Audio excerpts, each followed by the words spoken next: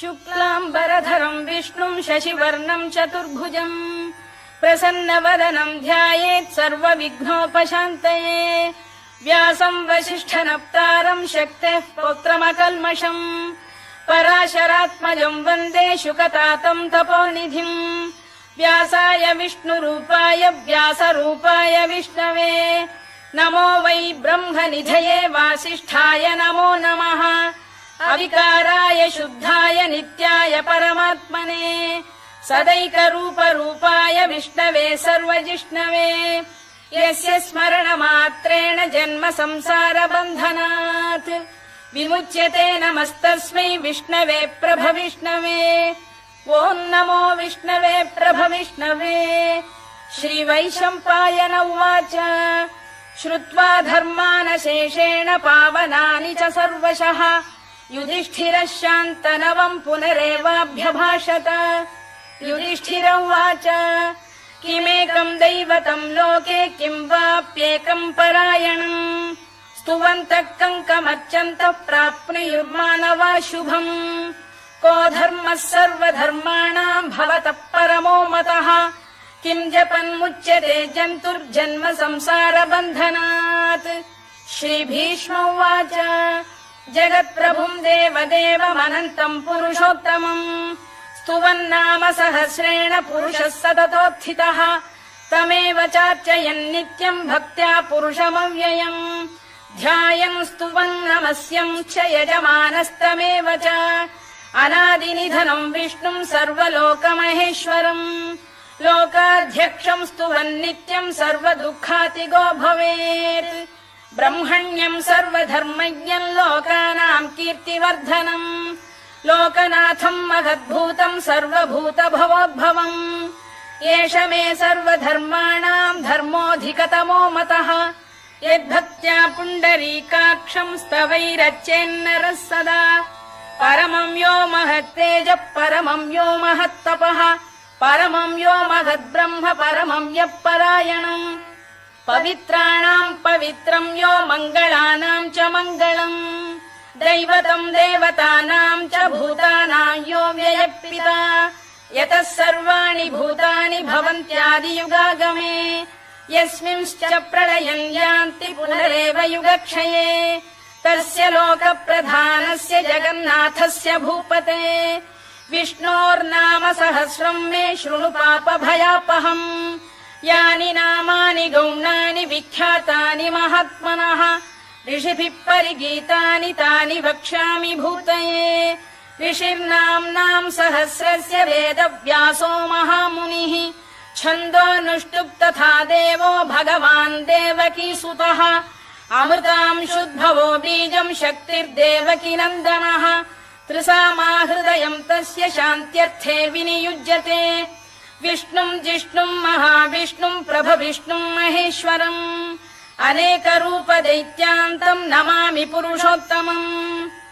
अस्य श्रीविष्णोर्दिव्यसहस्रनामस्तोत्रमहामन्त्रस्य श्रीवेदव्यासो भगवान् ऋषिः अनुष्टुप्छन्दः श्रीमहाविष्णुः परमात्मा श्रीमन्नारायणो देवता अमृतांशुद्भवो भानुरिति बीजम् देवकी नन्दन श्रेष्ठेति शक्तिः उद्भवः क्षोभणो देव इति परमो मन्त्रः शङ्खबृन्नन्दकी चक्रीति कीलकम् शार्ङ्गधन्वा गदाधर इत्यस्त्रम् रथाङ्गपाणिरक्षोभ्य इति नेत्रम् त्रिसामासामगः सामेति कवचम् आनन्दम् परब्रह्मेति योनिः ऋतुः सुदर्शनकाल इति दिग्बन्धः श्रीविश्वरूप इति ध्यानम् श्रीमहाविष्णुप्रीत्यर्थे सहस्रनाम जपे विनियोगः।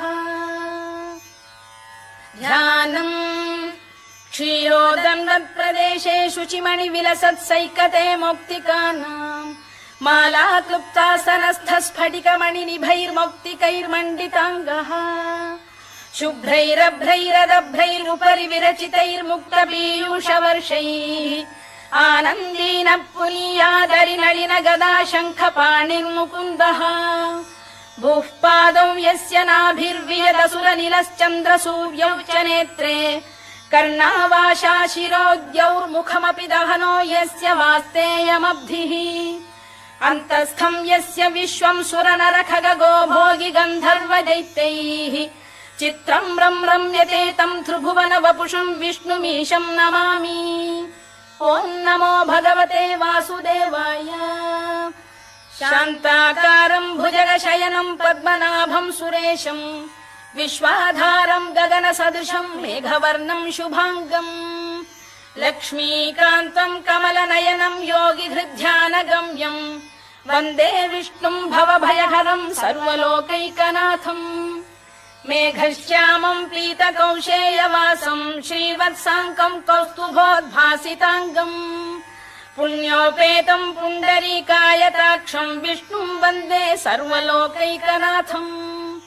नमः समस्तभूतानामादिभूताय भूभृते अनेकरूपरूपाय विष्णवे प्रभविष्णवे सशङ्खचक्रम् सकिरीटकुण्डलम् सपीतवस्त्रम् सरसीरुभेक्षणम् सहारवक्षस्थलशोभिकौस्तुभम् नमामि विष्णुम् शिरसा चतुर्भुजम्। छायायाम् पारिजातस्य हेमसिंहासनोपरि आसीनमम्बुदश्याममायताक्षमलङ्कृतम् चन्द्राननम् चतुर्बाहुम् श्रीवत्साङ्कितवक्षसम् रुक्मिणी सत्यभामाभ्याम् सहितम् कृष्णमाश्रये।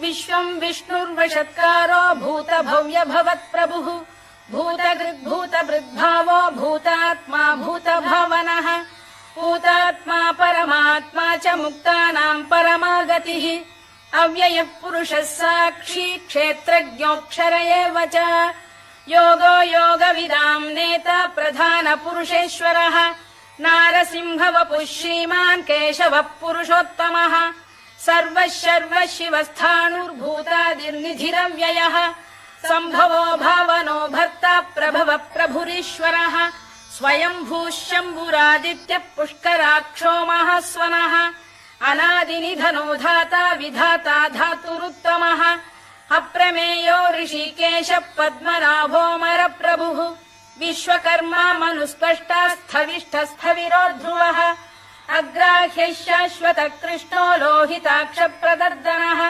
प्रभूतस्त्रिककुब्धाम पवित्रम् मङ्गलम् परम् ईशान प्राणद प्राणो ज्येष्ठः श्रेष्ठः प्रजापतिः हिरण्यगर्भो भूगर्भो माधवो मधुसूदनः ईश्वरो विक्रमी धन्वी मेधावी विक्रमक्रमः अनुत्तमो दुराधर्ष कृतज्ञ कृतिरात्मवान् सुरेशः शरणम् शर्म विश्वरेता प्रजाभवः अधः संवत्सरो व्याल प्रत्ययः सर्वदर्शनः अजः सर्वेश्वरः सिद्धः सिद्धिः सर्वादिरच्युतः वृषाकपिरमेयात्मा सर्वयोगविनिसृतः वसुर्वसुमनः सत्यः समात्मा संमितः समः अमोघः पुण्डरीकाक्षो वृषकर्मा वृषाकृतिः रुद्रो बहुशिरा बभ्रुर्विश्वयोनिः शुचिश्रवाः अमृतः शाश्वतस्थाणुर्वरारोहो महातपाः सर्वगः सर्वविद्भानुर्विश्वक्सेनो जनार्दनः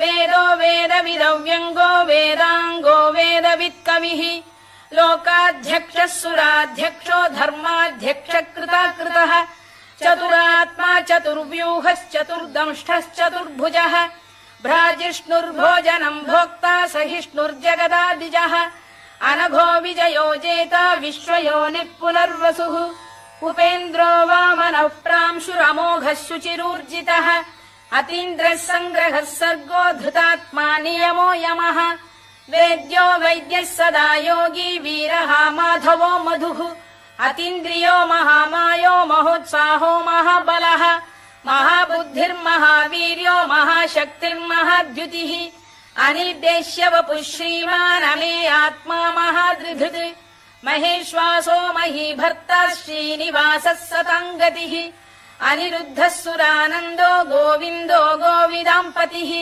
मरीचिर्दमनो हंसः सुपर्णो भुजगोत्तमः हिरण्यनाभः सुतपाः पद्मनाभः प्रजापतिः अमृत्युः सर्व